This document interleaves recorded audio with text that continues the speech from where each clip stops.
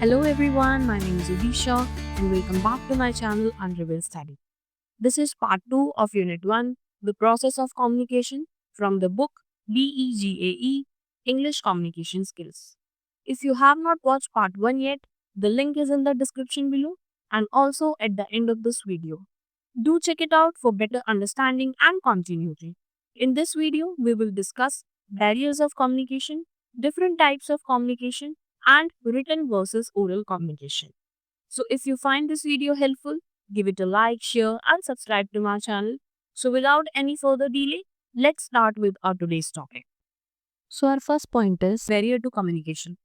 Communication एक complex process है और ये रेयरली ही परफेक्ट होता है.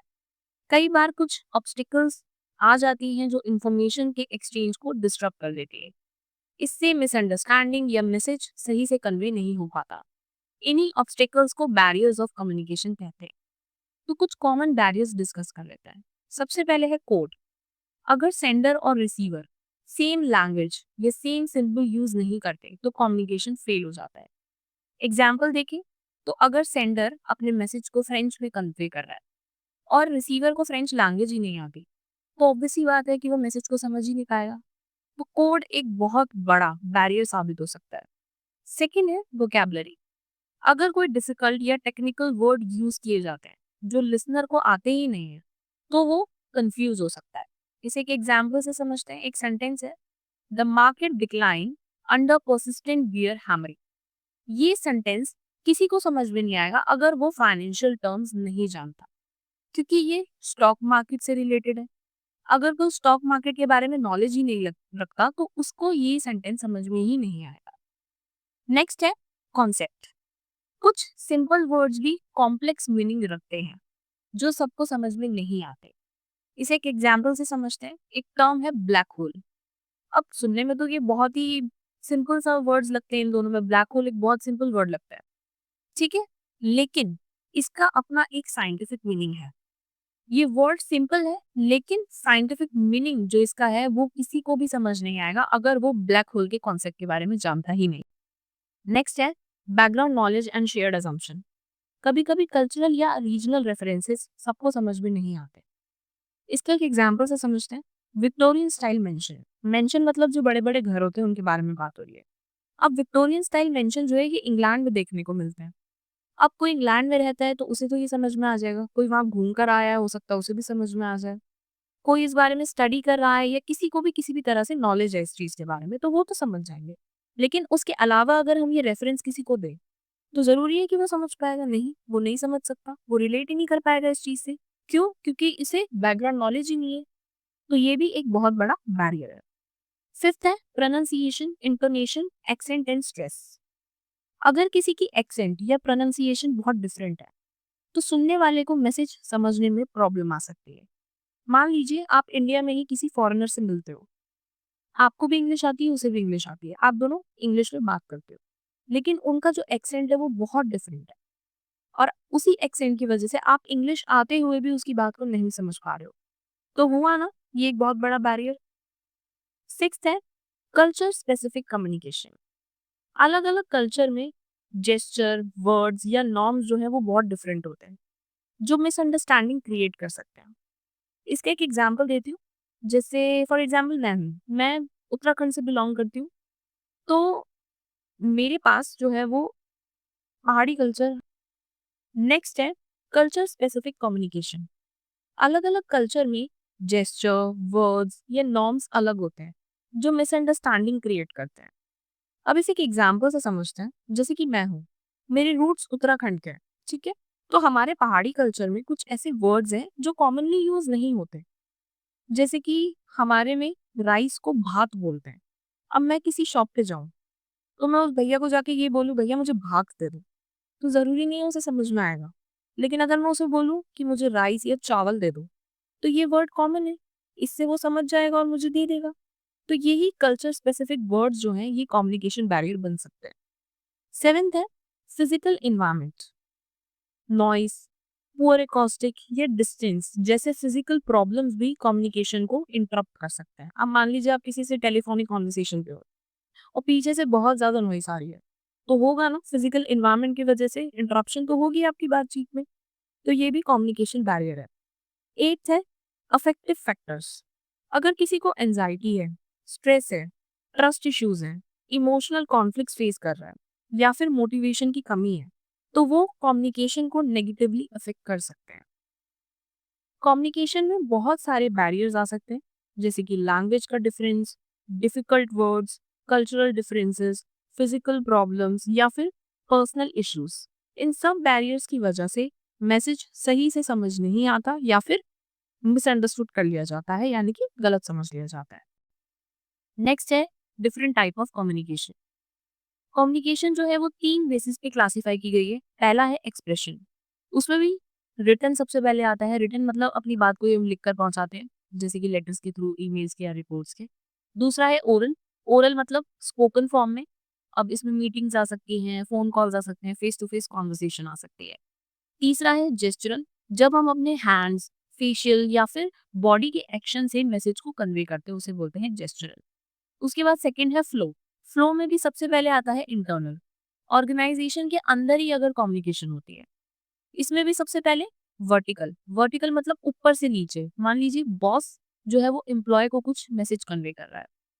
दूसरा है नीचे से ऊपर, यानी कि एम्प्लॉय मैसेज कन्वे कर रहा है बॉस को कोई, तो उसे बोलेंगे नीचे से ऊपर।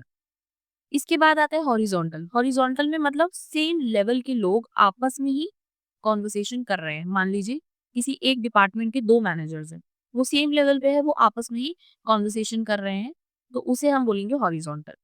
उसके बाद नेक्स्ट है एक्सटर्नल, जब ऑर्गेनाइजेशन के बाहर के लोगों से कम्युनिकेशन हो रहा हो, जैसे कि क्लाइंट्स के साथ या फिर सप्लायर्स के साथ। देन इसके बाद आता है रिलेशन। रिलेशन के बेसिस पे सबसे पहले फॉर्मल, यानी कि ऑफिशियल वे में रूल्स को फॉलो करते हुए अपनी बात को कन्वे किया जा रहा है, जैसे कि ऑफिस के लेटर्स के थ्रू या फिर किसी सर्कुलर के थ्रू। दूसरा है इनफॉर्मल, फ्रेंडली वे में कोई बात कम्युनिकेट हो जा रही है, जैसे कि बिना रूल्स के अपने फ्रेंड से आप बात करते हो, किसी कलीग से आप बात करते हो, तो वहाँ पे जो कैजुअल बातें होती हैं वो इनफॉर्मल होती हैं। उसके बाद है आपका verbal and non verbal communication. Verbal communication जब हम वर्ड्स को यूज करते हैं, चाहे वो फिर रिटन में हो या फिर स्पोकन में हो। ठीक है, रिटन में आपका वही आ जाएगा, लेटर्स, रिपोर्ट्स, ईमेल्स। और ओरल में आपका कॉन्वर्सेशन, मीटिंग्स, फोन कॉल्स, ये सब उसमें आ जाएगा ओरल में। दूसरा है नॉन वर्बल कम्युनिकेशन, जब हम वर्ड्स का यूज नहीं करते बल्कि जेस्चर, बॉडी लैंग्वेज, सिंबल्स का यूज करते हैं अपनी बात को कन्वे करने के लिए, जैसे कि ट्रैफिक सिग्नल्स। ठीक है, वहां पे अब किसी वर्ड का यूज थोड़ी हो रहा है। फेशियल एक्सप्रेशन मतलब कि आप आप खुश हो तो अपने फेशियल एक्सप्रेशन से दिखाओगे, मतलब आप स्माइल करोगे, या फिर आप गुस्से में हो तो गुस्से वाला फेशियल एक्सप्रेशन बनाओगे। या फिर हेड नॉडिंग मतलब हाँ या ना में अपने सर हिलाकर हाँ ना बोला जाता है ना, उसे भी हम नॉन वर्बल कम्युनिकेशन ही मानते हैं। नेक्स्ट है मीडिया ऑफ कम्युनिकेशन। इसमें सबसे पहले आता है रिटन, जहाँ वर्ड्स और पिक्चर का यूज होता है, जैसे कि न्यूज़पेपर, बुक्स, पोस्टर्स। उसके बाद है स्पीच, ये एक प्राइमरी मीडियम है, यानी कि सबसे पहला मीडियम है, जैसे हम रोज बोलकर कम्युनिकेट करते हैं। जो रिटन है वो बाद में आता है, सबसे पहले स्पोकन ही आता है। तीसरा है जेस्चरल, जहाँ पे एक्शंस का यूज होता है, बॉडी लैंग्वेज का यूज होता है, या फिर साइन लैंग्वेज, जो डीफ और डम लोग होते हैं उनके लिए साइन लैंग्वेज का यूज होता है, या फिर ब्रेल, जो विजुअल चैलेंज लोग होते हैं उनके लिए ब्रेल का यूज होता है। फोर्थ है विजुअल, यानी कि चार्ट्स, डायग्राम्स, कैटलॉग्स, ये सब वर्बल्स के साथ यूज होता है ताकि मैसेज को क्लियरली समझाया जा सके। उसके बाद आता है जेस्चरल कम्युनिकेशन, यानी कि बॉडी लैंग्वेज का यूज करके। इसमें हम अपने एक्शंस, बॉडी मूवमेंट्स या जेस्चर से बात करते हैं। अगर एग्जांपल देखिए, सबसे पहले है हेड नॉडिंग, यानी कि अपना सर हिलाना हाँ या ना के लिए। दूसरा है पेरेंट्स अपने बच्चों को पब्लिक में सिग्नल देते हैं। आपने देखा होगा कभी कोई बच्चा रास्ते में जिद कर रहा है या फिर शोर मचा रहा है, तो पेरेंट्स क्या होते हैं, ऐसे आंख दिखाते हैं बच्चों को जिससे वो चुप हो जाए। तो ये भी जेस्चर कम्युनिकेशन का ही पार्ट है। तीसरा है फैक्ट्रीज या फिर नॉइसी प्लेस जो होते हैं, वहां पर बोलना बहुत ही ज्यादा मुश्किल हो जाता है, तब जेस्चर का ही यूज करते हैं कम्युनिकेट करने के लिए। नेक्स्ट है फ्लो ऑफ कम्युनिकेशन। सबसे पहले डाउनवर्ड कम्युनिकेशन क्या होती है? ये होता है फ्रॉम सुपीरियर टू सबऑर्डिनेट, जब सीनियर्स यानी कि बॉस अपने जूनियर्स को इंस्ट्रक्शंस या फिर ऑर्डर्स देते हैं। सेकेंड है अपवर्ड कम्युनिकेशन, यानी कि ये जाता है सबऑर्डिनेट टू सुपीरियर, जब जूनियर्स अपने सीनियर्स को फीडबैक, रिपोर्ट्स या फिर सजेशन देते हैं। तीसरा है हॉरिजॉन्टल कम्युनिकेशन। हॉरिजॉन्टल कम्युनिकेशन होता है जब सेम लेवल के लोग जैसे कि मैनेजर्स आपस में कम्युनिकेट करते हैं। उसके बाद formal versus informal communication. Formal communication एक प्रॉपर हायरार्की फॉलो करता है, ऑफिशियल चैनल ही होता है जैसे कि रिटन ऑर्डर्स होंगे या फिर डिसीजंस होंगे।